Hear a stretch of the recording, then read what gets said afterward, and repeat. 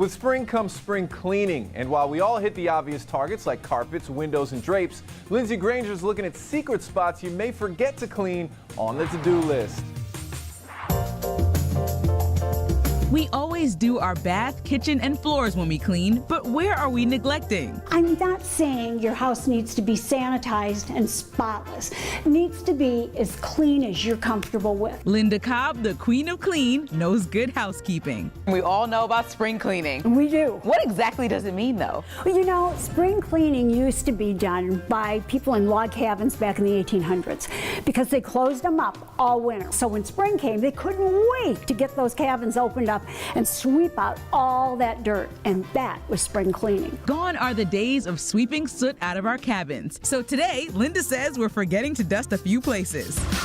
First up, throw pillows. These need some love once or twice a year, but her secret: you can take a soot and dirt removal sponge and use that. Now, these you buy at places like Home Depot, Lowe's, Bed Bath & Beyond, those kind of stores. You'll always use them dry, and they're like a big brick eraser. It crumbles, whisking away dirt and hair as you wipe, so you'll want to do this over a sink.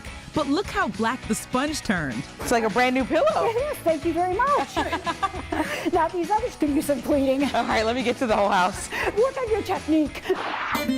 Up next, baseboards. She recommends doing this once a year with a $15 tool called the Baseboard Buddy. So easy, even a child could do it, so have your children help. Just look at all the dirt it picked up. And if you want to save a few bucks, you could wrap a towel around a broom to wipe away grime too. And the last place that needs love, artificial flowers, which need dusting a couple of times a year. This can be done with a hairdryer. I can blow my hair at the same time. Or with a can of air duster. For a life hack to lift carpet dimples, head on over to thelisttv.com. Cleaning your way to a better day on our to-do list.